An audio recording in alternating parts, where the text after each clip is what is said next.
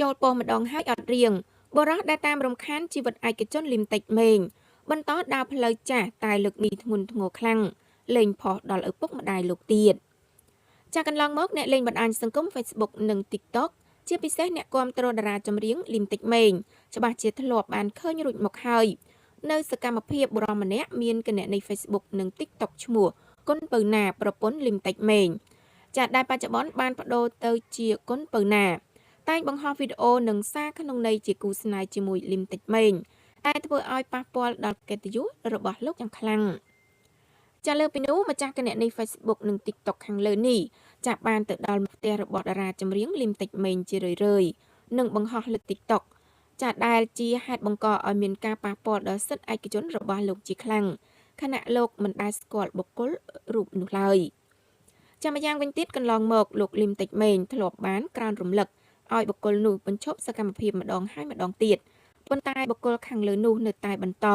ជាហេតុធ្វើឲ្យលោកលីមតិចមេងក៏បានរកមេធាវីឲ្យជួយដោះស្រាយដោយការនោះលោកបានទុកពេល48ម៉ោងឲ្យបុគ្គលរូបនោះបើសិនជានៅតែបន្តធ្វើសកម្មភាពដដែលទៀតលោកនឹងមេធាវីនឹងអនុវត្តតាមនីតិវិធីច្បាប់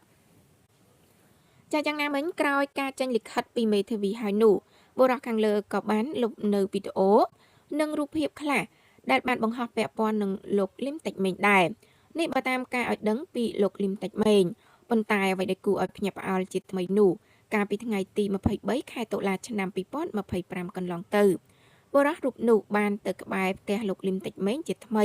ប៉ុន្តែត្រូវលោកចាប់បានจากការនោះដែរនៅពេលបុរសខាងលើទៅដល់ក្បែរមុខផ្ទះលោកលីមតិចមេងក៏ធ្វើការឡាយនឹងហៅសមត្ថកិច្ចមកចុះអន្តរាគមន៍ព្រមទាំងនាំបុរសរូបនោះទៅធ្វើកិច្ចសន្យានៅប៉ុស្តិ៍ផងដែរจากក្រោយធ្វើកិច្ចសន្យានៅប៉ុស្តិ៍ហើយនោះ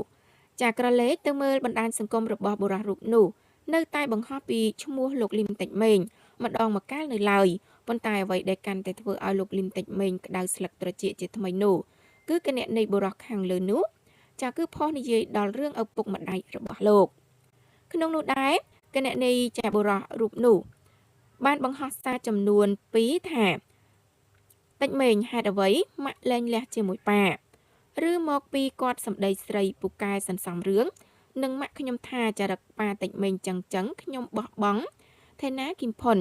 ដំពេចមកស្រវាតិចមេងដុំអាចហើយតាំងពីស្រឡាញ់តិចមេងខ្ញុំសល់អ្វីខ្លះប្រឹងទៅឲ្យក្មេកសន្សំបាបឆាប់បានចុះនរកជេកូនយូរហើយសុំតបតវិញខ្លះចាក្រោយឃើញការបង្ហោះនោះហើយចាលោកលឹមតិចមេងក៏បានបង្ហោះចាបង្ហាញបង្ហោះសារទាំងក្តៅស្លឹកត្រចៀកចាអាថោកទៀបនេះប្រហែលជាចង់ជាប់គុកតើឪពុកម្ដាយវាប្រដៅលែងបានឬយ៉ាងម៉េចអញផ្ដាំឯងលើកទី3នេះអញគ្មានការលើកលែងឡើយហើយកុំឲ្យអញជួបឲ្យសោះកុំច្រឡំថាវាឈួតណាពុកម៉ែបងប្អូន